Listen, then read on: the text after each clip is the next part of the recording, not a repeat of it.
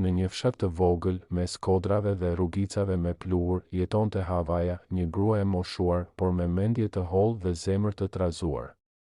Prej kohësh, ajo kishte filluar të ndjente boshllëkun që la martesa e ftohtë me burrin e saj, Mustafën, një burr 78 vjeçar që jetonte më shumë me kujtimet se sa me të tashmen. Ditët kalonin ngadalë dhe çdo mbrëmje, ndërsa shikonte Oxhakun që diqte, ajo mendonte: ky njeri nuk ka më as forcë, as dashuri për mua. Por ndoshta ka nevojë për dikë që t'i shërbej, që ta kujdes deri në fund. Kështu, një mëngjes të ftohtë vjeshte, Havaja mori vendimin që askush nuk do ta kishte guxuar, të zbriste në qytet për t'i gjetur burrit të saj një nuse të dy. Havaja mori çantën e vjetër, veshi shallin e lesh dhe doli në rrugë, duke lënë pas shtëpinë që i dukej tashmë bosh. Autobusi i fshatit u mbush me njerëz që e njihnin dhe që e përshëndetën me habi: ku po shkon, moj Hava? E pyeti shoferi: në qytet, birë, në qytet. Kam punë të madhe, shoferi qeshi, por Havaja nuk qeshi. Ajo kishte vendosur ta merrte seriozisht misionin e saj. Në mendjen e saj, kjo nuk ishte çmenduri. Ishte një mënyrë për ta siguruar që burri i saj të mos mbetej vetëm dhe i pavlerë, ndërsa ajo ndjente se ditët e saj po afroheshin drejt fundit. Kur mbërriti në qytet, gjithçka ju duk si një botë tjetër, rrugët e gjera, dritat e shumta, njerëzit që ecnin me nxitim, dhe askush nuk njihte askënd. Ajo ndaloi para një kioske dhe bleu një kafe të ngrohtë. Në mendjen e saj nisi të bluante planin: ku mund të gjente një grua që të pranonte të martohej me një burr 78 vjeçar. Fillimisht mendoi të shkonte te zyra e bashkisë, pastaj te një agjenci martesash që kishte dëgjuar në televizor, por kur hyri në një kafene të vogël për t'u ngrohur, syt i ranë mbi një grua të re, rreth të 35 ave, e veshur thjesht dhe me sy të lodhur. Diçka i tha në shpirt: kjo mund të jetë ajo. Gruaja quhej Mira. Ishte një nën e vetme, që punonte në pastrim dhe mezi ja dilte me qiran. Kur Havaja i foli me butësi dhe i tregoi historinë e saj, Mira u habi: po zonjë, si mund ta mendoj unë të martohem me një plak? Tha ajo me hutim: nuk po të kërkoj dashuri, bi. Po të kërkoj mirësi. Do kesh stre, do kesh ushqim dhe një njeri që do të respektoj. Ai s'ka shumë kohë, por ka nevojë për ngrohtësi. Mira e dëgjoi me kujdes. Nuk ishte një ofertë që mund të refuzohej lehtë, sepse jeta e saj ishte e mbushur me vështirësi. Por zemra i rrite fort, apo bënte drejt, ndërsa Havaja pinte kafen, syt i mbetën në dritare dhe mendoi me vete: ndoshta kjo është mënyra që Zoti të më mëshiroj mua dhe ta ndihmoj atë. Pas shumë mendimesh dhe netësh pa gjumë, Mira vendosi të pranonte propozimin e Havës. Nuk ishte një vendim i lehtë, por jeta e saj nuk i kishte lënë shumë zgjedhje. Një mëngjes të hershëm, ajo mori çantën me pak rroba dhe hipi në autobusin që do ta çonte në fshatin ku e priste gruaja që tashmë e quante nëna Hava. Gjatë rrugës, shikonte nga dritarja peizazhet e gjelbra dhe shtëpitë e vogla që i dukeshin si nga një botë tjetër. Në zemrën e saj kishte frikë, por edhe një ndjenjë shprese: ndoshta kjo ishte mundësia për të filluar diçka të re. Kur zbritën në fshat, njerëzit u habitën: një vajzë e re me një grua të moshuar? Çfarë po ndodhte? Por Havaja nuk i kushtoi rëndësi. Ajo e çoi Mirën drejt shtëpisë së vjetër prej guri, ku Mustafa priste ulur në verandë me një shami në kokë dhe bastun në dorë. Mustafa, tha Havaja me zë të butë, kjo është Mira.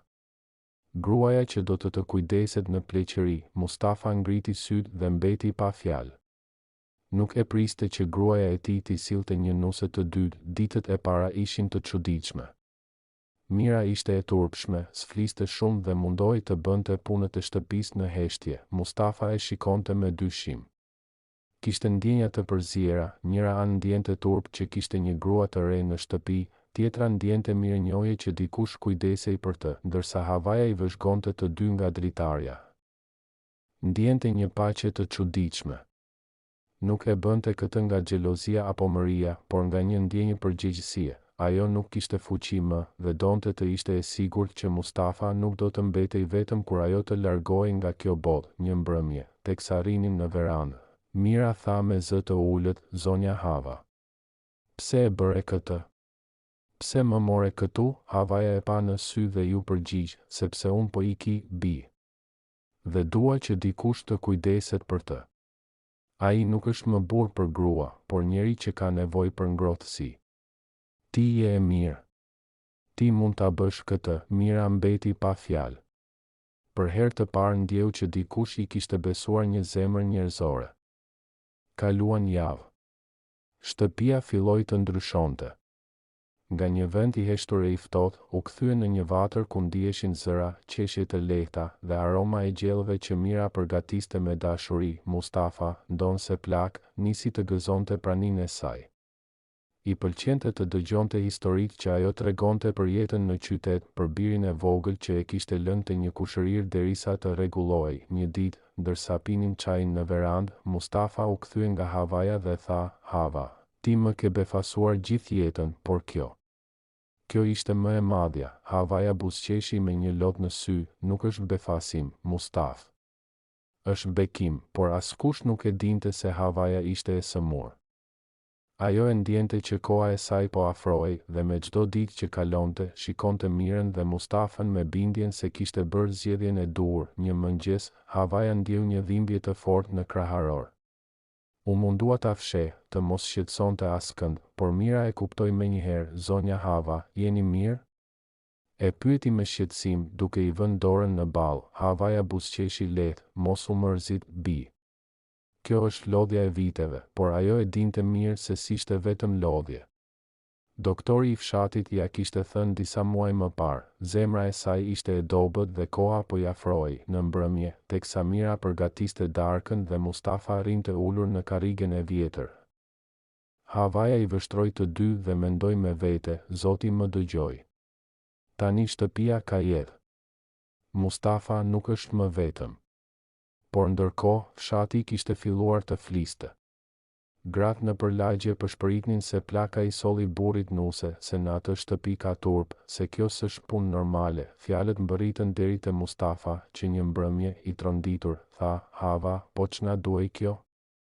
Tani gjithë fshati na përqesh, por Havaja u përgjigj qetë, le të flasin, Mustaf. Ata s'do të jenë këtu kur të kesh nevojë për dikë që të jap ujë. Kjo vajzë është dhurat, jo turp. Ditët kalonin dhe Mira nisi të ndjente diçka që se kishte ndjerë kur më parë, një ndjenjë përkatësie. Edhe pse fshatarët e shikonin me sy kritik, ajo e ndjente vetëm pjesë të asaj shtëpie. Ajo kujdesej për Mustafën si për një baba.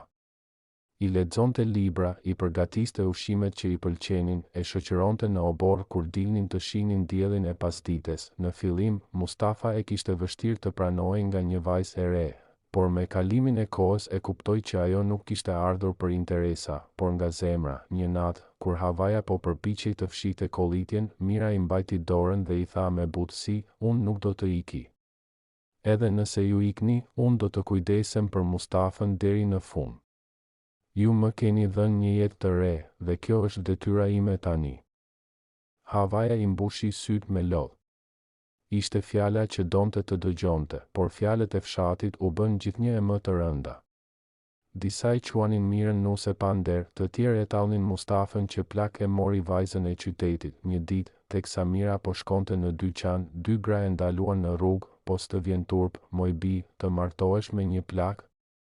I than me përbuzje. Mira uli syt dhe nuk foli, por atë natë, kur u kthye në shtëpi, qau në heshtje. Mustafa e pa dhe ndjeu dhimbje. Për herë të parë, ai e mori dorën dhe i tha, mos qaj, bi. Ti nuk ke bërë asgjë të keqe. Ti ke bërë më shumë se çdo kush për mua. Havaja i dëgjoi të dy nga dhoma tjetër dhe u ndje krenare. E dinte se pavarësisht gjykimeve, kishte krijuar një lidhje të vërtet mes dy shpirtërave që Zoti i kishte bashkuar jo për dashuri trupore, por për mirësi dhe shpëtim. Në zemrën e saj, ajo filloi të përgatitej për ditën kur do të largohej, e qetë që nuk do t'i linte vetëm. Ditët u kthyen në javë dhe sëmundja e Havës filloi të përparonte. Ajo tashmë lodhej edhe nga hapat e shkurtër dhe shpesh mbështetej te Mira për të ecur nga dhoma në dhomë. Një mbrëmje, kur qielli ishte i mbushur me yje dhe aroma e trëndafilave vinte nga obori, Havaja i thiri Mustafën dhe Mirën pranë shtratit të saj. E jani, tha me zë të butë, dua t'ju flas para se të fle. Ata u ulën pranë saj, dhe ajo i shikoi me dashuri. Unë s'kam frikë nga vdekja, se jeta ime ka qenë e plotë. Por dua që ju të mos mbeteni vetëm. Mira, ti je bërë bia që se pata kur. Mustafa, ti je burri që Zoti më fali për një jetë të tërë. Ju dua të dyve. Por tani koha ime mbaroi, Mustafa mbeti i ngrirë, ndërsa lotët i rridhnin në heshtje. Mira ja mbajti dorën dhe u përpoq ta qetësonte. Jo, zonja Hava. Do të bëheni më mirë, por Havaja e dinte që s'kishte kthim. Mos qaj, bia ime. Ti do të kujdesesh për të. Mos u lër fjalëve të botës. Dashuria vjen në shumë forma dhe ju keni gjetur njëra tjetrën përmes mëshirës. Ky është bekim. Pas disa ditësh, Havaja mbylli sytë për herë të fundit. Në shtëpi ra një heshtje që s'kishte qenë kur më parë. Mira qau me shpirt, ndërsa Mustafa u ul pranë shtratit të saj dhe e mbajti dorën derisa trupi u fto. Fshati erdhi për ta përcjell, por përshpëritjet nuk munguan as në varrim. Po shiko çfarë bëri. I gjeti vetes zëvendësuese, thoshin disa, por në mes të gjithë atyre zërave, Mira dhe Mustafa qëndruan të heshtur, duke ndjerë se kishin humbur një njeri të shenjtë. Pas varrimit, shtëpia u mbush me boshllëk. Mira e shikonte dhomën ku kishte fjetur Havaja dhe ndjente një mall që e diqte. Ajo nisi t'i kujdesej Mustafës me më shumë përkushtim se kurrë.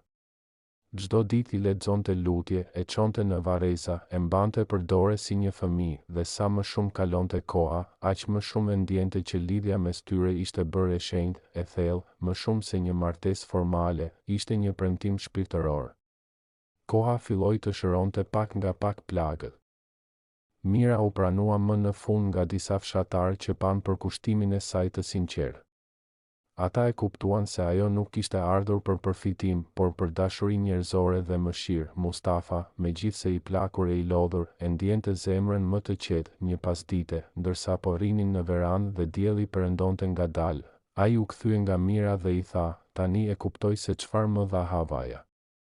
Nuk ishte vetëm një njeri që do më shërbente, por një shpirt që do të më shpëtonte vetmin. Mira buzëqeshi, ndërsa lotët i rridhnin ngadalë. Edhe unë jam shpëtuar, Mustafa.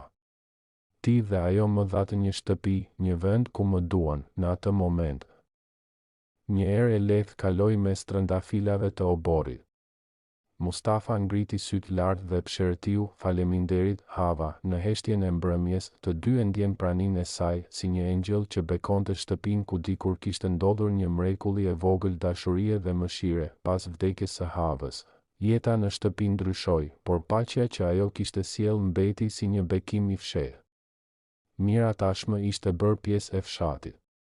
Ajo nuk ndjente më gjykime në sy, sepse fjalët kishin heshtur përballë veprimeve të saj. Çdo mëngjes zgjohej herët, përgatiste çajin dhe i lexonte Mustafës gazetën e vjetër që ai mbante për vite. Pastaj shkonin bashkë në varreza. I çonin lule Havës dhe qëndronin në heshtje. Një ditë, ndërsa ishin në varreza, Mira mori një letër nga qyteti. Ishte nga djali i saj, Arjani, i cili i shkruante, mam, dua të vizitoj. Më mungon. Ajo u emocionua, por në zemër ndjeu edhe frikë. Si do ta priste djali kur të shihte se ajo jetonte me një burr plak në një fshat të harruar? A do ta kuptonte sakrificën e saj? Mustafa, duke e parë të shqetësuar, i tha me zë të qetë, mos ki frikë, bi. Kushto që sheh zemrën tënde, do të kuptoj. Pas disa ditësh, Arjani mbërriti në fshat. Ishte një djalë 10 vjeçar, i ndrojtur dhe i urtë. Kur pa nënën, vrapoi dhe ju hodh në qafë. Mira qau nga gëzimi, djali im. Sa shumë më ke munguar. Pastaj, me pak druajtje, e çoi te Mustafa, kjo është shtëpia jon, bir. Ky është Mustafa, një njeri që më ka ndihmuar shumë. Mustafa u përkul me ngadalë dhe i dha djalit një lodër druri që e kishte bërë vetë me duar. Mirë se erdhe, Arjan. Kjo është shtëpia jote tani. Djali e shikoi me kureshtje dhe buzëqeshi. Ditët që pasuan u mbushën me jetë. Arjani sillte gëzim në obor, luante me zogjt, ndihmonte Mirën në kopësht dhe i tregonte Mustafës histori nga qyteti. Shtëpia që dikur ishte plot heshtje dhe pikëllim, tani kishte zëra, qeshje dhe aromë jete. Mustafa ndjente se Zoti e kishte shpërblyer për gjithë vitet e vetmisë. Por koha s'fal askën. Mustafës i rëndonte fryma çdo ditë e më shumë. Një mbrëmje, teksa Mira po i përgatiste çajin, ai kërkoi të ulej pranë bi, tha me zë të ulët, ndjej se koha ime po afrohet. Dua të më premto se nuk do të ndihesh më kur vetëm. Mira e mbajti dorën dhe syt ju mbushën me lot, ti nuk do të ikësh vetëm, Mustafa. Ne do të jemi këtu, unë dhe djali, ai buzëqeshi lehtë, nuk kam frikë nga vdekja. Kam frikë vetëm nga vetmia. Por fal teje, ajo s'ka më vend këtu. Kur të mos jem më, dua që të jetosh, të qeshësh, të rritësh djalin dhe ta mbash mend këtë shtëpi si shtëpinë e shpirtit, jo të mallit. Në atë natë të qetë, ndërsa era frynte lehtë mes trëndafilave që dikur mbyllte havaja, Mira ndjeu se një epokë po mbyllej. Ai i mbylli syt ngadalë, i qetë, i mbushur me dashuri. Mira e përqafoi. Qau në heshtje dhe e ndjeu që një shpirt i mirë po ngjitej lart drejt havës, atje ku dashuritë e pastërta nuk ndahen kurrë. Pas varrimit të Mustafës, shtëpia ra sërish në heshtje. Por ndryshe nga herët e tjera, kjo heshtje nuk ishte bosh, por e mbushur me kujtime, me fjalë të buta e kujdes që s'harrohen kurrë. Mira qëndroi gjatë pranë varrit të tij dhe të havës. Çdo ditë u çonte lule, i fliste me zë të qetë dhe i falënderonte për gjithçka që i kishin dhënë. Në fshat, njerëzit tani e shihnin me respekt. Askush se përmendte më me pëshpëritje. Të gjithë e dinin historinë, e kishin parë dashurinë dhe përkushtimin e saj, e tashmë e quanin gruaja që solli dritë në shtëpinë e plakeve. Mira vendosi të mos kthehej në qytet. Ajo e ndjeu se fshati ishte bërë shtëpia e saj e vërtetë. Atje kishte prejen, kujtimet dhe ndjenjen e plotësisë që asnjë vend tjetër s'do t'ia jepte. Në çdo mëngjes, bashkë me Arjanin, kujdeseshin për kopështin dhe shikonin nga qielli, sikur kërkonin sytë e havës dhe buzëqeshjen e Mustafës. Arjani po rritej dhe çdo ditë i tregonte nënës se donte të bëhej mjek, që të ndihmonte njerëzit e moshuar. Siç ishin Havaja dhe Mustafa, dua t'i shëroj njerëzit që s'kan njeri pranë, i tha një ditë, ashtu siç i ke ndihmuar ti. Mira ndjeu krenari, sepse djalit po i rritej zemra e mirë, jo vetëm mendja. Një pasdite, ndërsa po pastronte dhomën ku flinte dikur Havaja, ajo gjeti një kuti druri të vjetër. Brenda kishte një letër të palosur, e hapi me duar që i dridheshin, për Mirën, vajzën që Zoti më solli si dhuratë. Nëse kjo letër bie në duart e tua, dije se të kam dashur si bi. Kujdesu për këtë shtëpi, sepse ajo do të të mbajë gjallë shpirtin. Mos harro, dashuria më e madhe është ajo që jep pa kërkuar asgjë. Mira e mbajti letrën mbi zemër dhe qau gjallë. Ishte si të dëgjonte përsëri zërin e saj, si të ishte aty, në çdo mur të asaj shtëpie. Vitet kaluan dhe shtëpia e vjetër u mbush me jetë të re. Arjani u bë djalë i zgjuar, ndihmonte njerëzit e fshatit dhe kujdesej për nënën me dashuri. Në mbrëmje, ata uleshin në verandë, aty ku dikur rrinin Havaja dhe Mustafa, dhe Mira tregonte histori nga e kaluara. Kjo shtëpi, birë, është ndërtuar mbi dashuri e sakrificë. Këtu mësova se familja nuk është vetëm gjak, por edhe shpirt. Arjani e dëgjonte me sy të mbushur me admirim. Një natë, ndërsa yjet ndriçonin qetësisht mbi çatin e vjetër, Mira ngriti sytë dhe pëshërtiu, Hava. Mustafa. Faleminderit. Më dhatë një jetë me kuptim. Një erë e ngrohtë kaloi në verandë dhe feneri u tund lehtë, si përshëndetje nga lart. Mira buzëqeshi. Ajo e dinte, dashuria që jep, kthehet gjithmonë, edhe kur jeta mbaron. Dita po afrohej drejt fundit kur plaka vendosi të qëndronte edhe një natë në qytet. Ajo kishte marrë me vete disa plaçka dhe ca ushqime nga fshati, por në qytet asgjë nuk ishte si në shtëpinë e saj. Mungesa e qetësisë, zhurmat e makinave dhe njerëzit që nuk i flisnin, e bënin të ndihej e vetmuar, por ajo nuk u dorëzua. Mendonte me vete, s'kam ardhur për qejf, kam ardhur për ta shpëtuar plakun. Njeriu s'mundet me mbet vetëm, jo në këto ditë të fundit të jetës. Ajo nisi të endej sërish rrugëve, duke vëzhguar njerëzit, si të kërkonte në fytyrat e tyre ndonjë shenjë që i kujtonte nuset e dikurshme, të ndershme, punëtore, me shpirt në një moment. Ndërsa po qëndronte në një stol të një lulishte, i afrohet një grua rreth të 50-tave, e cila i buzëqeshi me mirësi. A jeni mirë, nën? Ju pash që po rrinit vetëm. Plaka i tregoi shkurt pse kishte ardhur. Kam ardhur prej fshatit me gjetë nuse për burrin tim plak. Ai s'do të mbetet vetëm, e as unë s'dua ta lë. Gruaja u trondit, por edhe u prek. I tha, nën, se kam dëgjuar kur një grua të kërkoj nuse për burrin e vet. Po pse e bën? Plaka i shpjegoi me zë të dridhur, sepse unë jam lodh, bi. S'kam fuqi më. Dua që ai të ketë dikë t'i jap ujë, t'i gatuaj, t'i flas. Dashnia jon ka qenë e madhe, po s'ka pse të shuhet me vetmi. Gruaja e dëgjoi me sy të mbushur me lodh dhe i tha, nën, ajo që po bën është sakrificë e rrallë. Po mos u lodh më duke kërkuar vetëm. Ndoshta Zoti do ta sjellë vetë nusen e duhur. Plaka u ngrit ngadalë dhe ja ktheu, Zoti ndihmon, por duhen edhe këmbët tona për me ecë. Me atë forcë të brendshme që vetëm nënat e mëdha kanë, ajo vendosi të mos dorëzohej.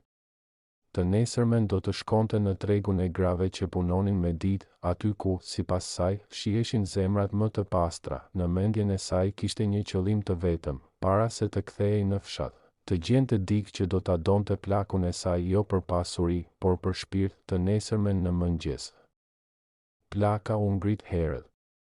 Vuri shamin e bardhë në kokë, mori çantën e saj të vjetër dhe doli drejt tregut të punës, aty ku gratë qëndronin çdo mëngjes duke pritur ndonjë punë shtëpie. Aty, mes shumë fytyrave të lodhura, sytë e saj u ndalën tek një vajzë e re, ndoshta rreth 30 vjeçe, me duar të plasaritura dhe me një shikim të përulur. Plaka ju afrua dhe e pyeti me butësi, bi, ke familje? Vajza uli sytë dhe tha, jo, nën. Jam e vetme. Kam ardhur në qytet për punë, por jetoj me qira. Nuk kam njeri. Plaka ndjeu një ndjenjë të çuditshme në zemër, një përzierje mëshire dhe shprese. E di pse të pyeta, bi? Se ndoshta Zoti të solli për një arsye të unë. Vajza e shikoi e habitur, ndërsa Plaka filloi t'i tregonte historinë e saj, për burrin e sëmur, për vetmin që e kishte pushtuar, për dëshirën që të mos e linte pa kujdes, s'po kërkoi nuse për dashni, po për shpirt. Ai është i mirë, punëtor, po i moshuar. Dua që ta ketë dikë pranë, dikë që të mos e lër vetëm në fund të jetës.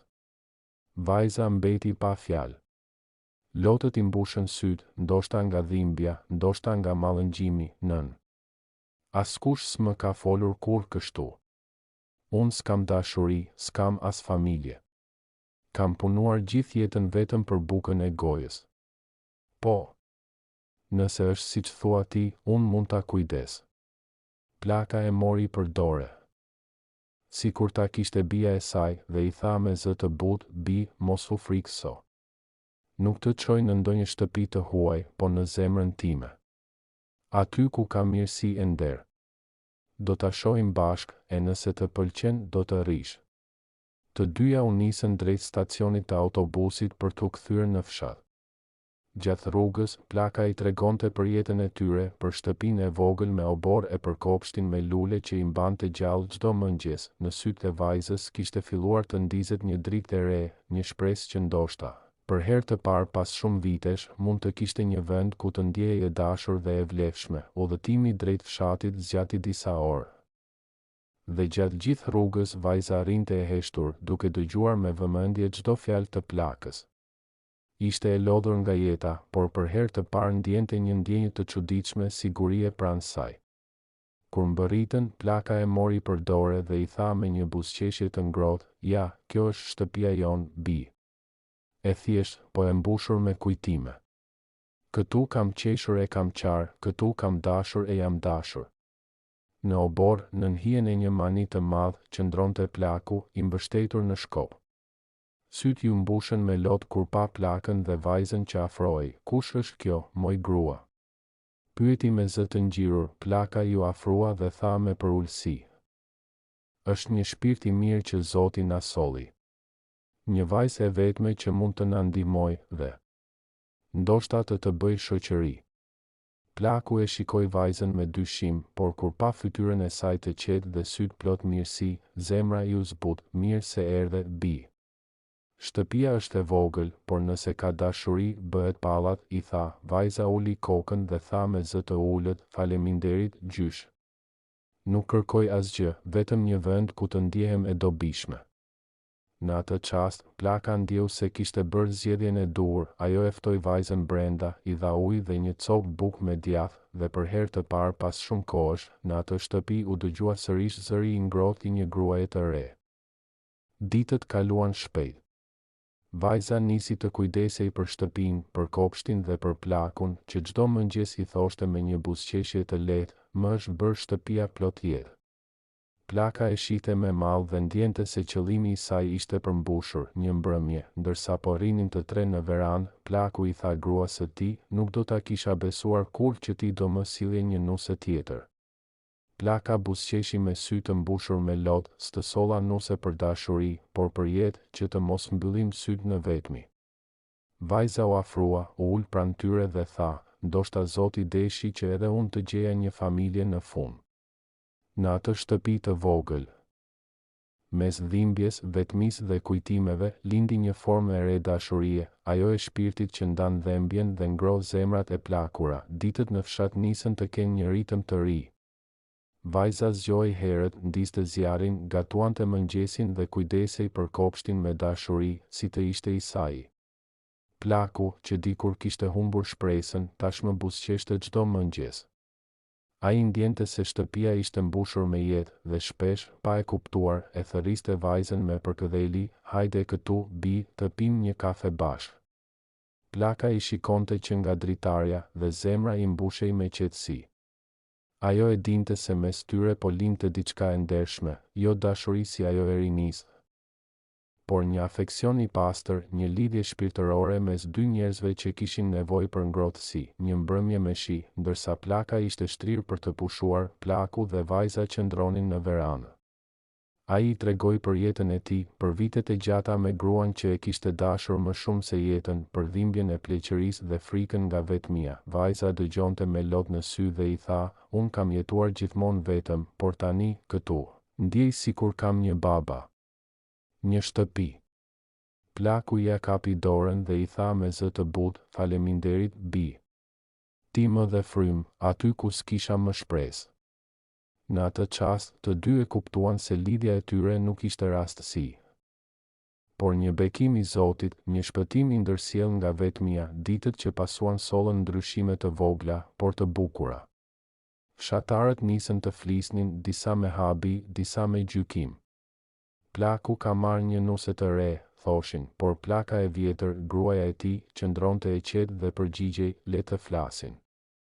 Unë se solla për turp, po për jetë. Ajo e dinte që dashuria kishte shumë forma, dhe kjo që po ndodhte ishte më e pastër se çdo tjetër. Në mbrëmje, teksa rrinin të tre pranë zjarrit, Plaka tha me zë të dridhur, tani mund të mbyll sytë e qetë. E di që nuk do mbeteni vetëm. Në shtëpinë e tyre të vogël, mes qiellit të fshatit dhe aromës së luleve, u krijua një familje e re, jo nga gjaku, por nga zemra. Një mëngjes i acartë solli me vete një qetësi të çuditshme në shtëpi. Plaka nuk u ngrit si zakonisht. Vajza e gjeti shtrirë në shtrat, me fytyrën e zbet dhe duart e ftohta. Nën, je mirë? Pyeti me zë të dridhur. Plaka i hapi syt me vështirësi dhe i buzëqeshi lehtë, mos ki frikë, bi. Trupi im është lodhur, por zemra më është mbushur me paqe. Ju shoh të dy bashk, dhe s'kam më që të kërkoj nga jeta. Vajza i mbajti dorën fort dhe filloi të qante. Plaku qëndronte pranë, i heshtur, me syt plot lot, si një fëmijë që nuk di si të ndaloj kohën. Ditët që pasuan ishin të rënda. Plaka sëmurej çdo ditë e më shumë. Por vajza nuk e la asnjë çast vetëm. I gatuante, i këndonte, i lexonte psalme dhe çdo mbrëmje e mbështillte me batanie si një nën që kujdeset për fëmijën. Një mbrëmje, ndërsa dielli po perëndonte, Plaka e mori vajzën pranë dhe i tha me zë të butë, mos më qaj, bi. Ti më dhurove qetësinë e fundit. Por dua një premtim, mos e lër Plakun vetëm. Rri me të, kujdesu për të si për një baba. Vajza, mes lotëve, tha, të betohem, nën. Do të jem pranë ti derisa të kem frymë. Plaka buzëqeshi lehtë, mbylli sytë dhe përshpëriti, tani mund të shkojë qetë. Fshati u mbulua me heshtje kur Plaka ndërroi jetë. Të gjithë erdhën ta përcjellnin. Sepse ajo kishte qenë një grua që kishte dashur pa kushte dhe kishte falur pa mas, vajza qëndronte në krah të Plakut, e veshur me të zeza, si një bie e vërtetë. Pas varrimit, ajo i tha, nuk do të lë vetëm. Kjo shtëpi është edhe e imja tani. Do të kujdesem për ty siç do të donte ajo. Plaku e shikoi me sytë plot mall dhe i tha, ajo më dha dashurinë, por ti më dhe jetën. Fundi, vitet kaluan dhe në atë shtëpi të vogël, jeta vazhdoi ndryshe, por e mbushur me ngrohtësi. Vajza nuk u martua kurrë, sepse dashurinë e saj e kishte gjetur në kujdesin dhe mirësinë që jepte çdo ditë. Plaku ndërroi jetë disa vite më vonë, me buzëqeshje në fytyrë dhe me dorën e vajzës në të tijën. Në varrin e tyre, pranë njëri tjetrit, ajo vendosi një pllak ku shkruante, ata më mësuan se dashuria nuk ka moshë, as gjak, por vetëm zemër. Dhe në atë fshat të qetë, historia e Plakës që kërkoi nuse për burrin e saj u kthye në legjendë, një kujtim i gjallë për fuqinë e dashurisë së pastër dhe të sakrificës.